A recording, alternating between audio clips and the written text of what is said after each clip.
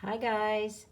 I found this book about a virus, which is a great story to read right now because a virus is the reason that we're having to stay out of school for so long.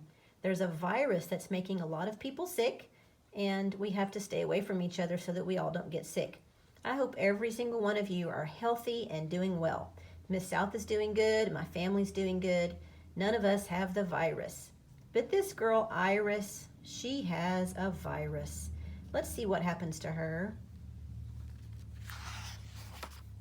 Iris Has a Virus by Arlene Alda, illustrated by Lisa Desamini.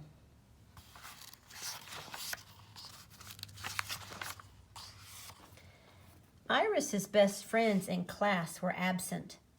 Jake was out and so was Sam. Ellie, too, along with Pam. Mrs. Morgan had said, "There's a nasty stomach virus going around. Wash your hands well, especially when you get home from school."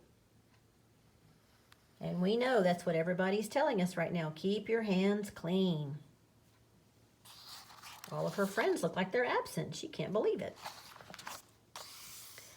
At home, Iris washed her hands, but something was not quite right. Iris felt tired, very tired. In bed, she tried to read her storybook, but fell asleep before a look at even the first page. There she is. She's trying. Someone's got their hand on her head, probably trying to see if she has any fever.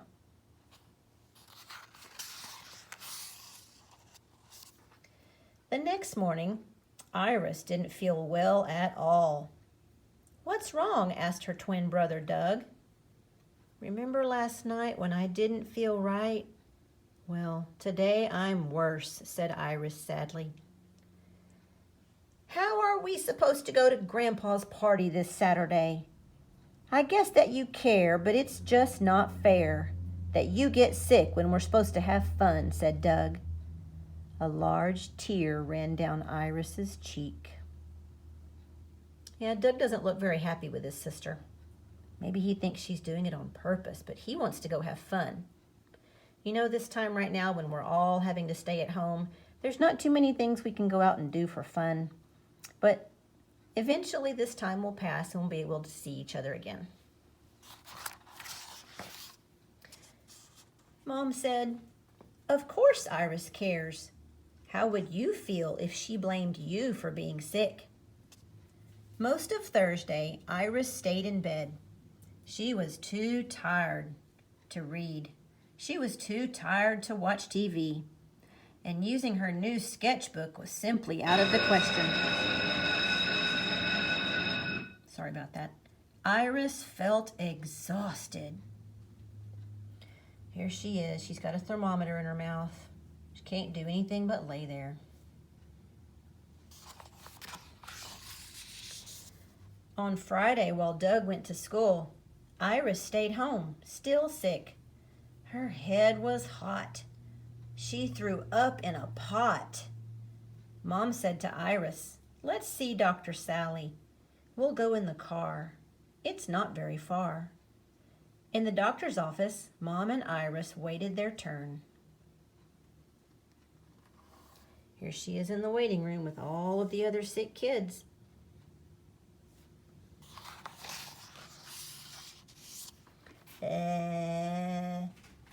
Have you ever had to stick out your tongue for the doctor to look down your throat? Dr. Sally listened to Iris's heart with a stethoscope.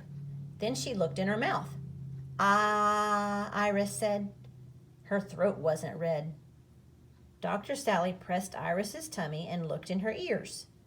"You're looking sad." "It's not so bad. I think you're okay, except for a virus, a nasty bug that's on its way out," she said. A virus is just a germ that gets inside of our bodies, and our body has to fight it off. At home, Iris's dreams were of bugs.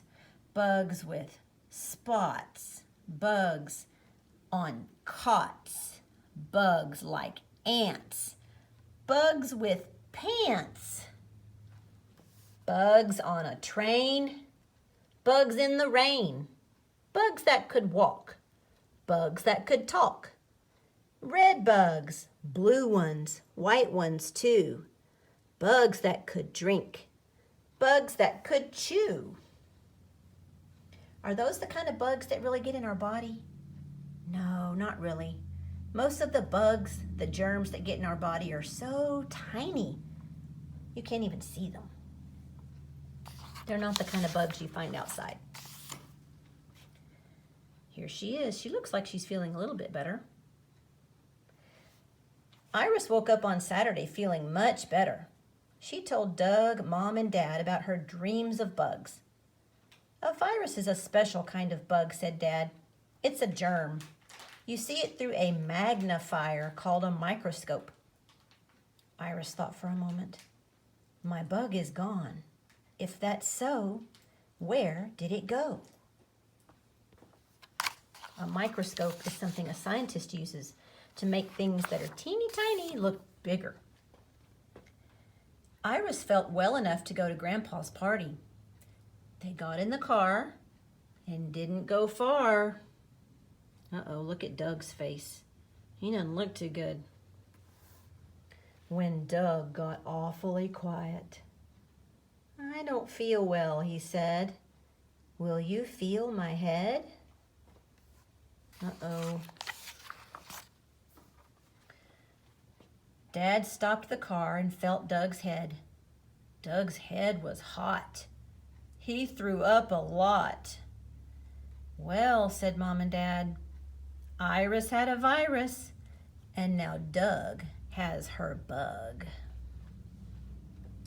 So now Doug is in bed. They're taking his temperature. That's what happens with germs. They go from one person to the next, especially if you get really close. So that's one reason we have to stay away from some people so we don't get sick. And don't forget to wash your hands. Iris looked at Mom and Dad. Can't we go anyway and have Doug stay home with a sitter? She asked with a grin on her face. She has a grin on her face because I don't think she really means it. They don't want to leave him at home. I hope you enjoyed the story, and I hope everybody stays nice and healthy and well. Love you.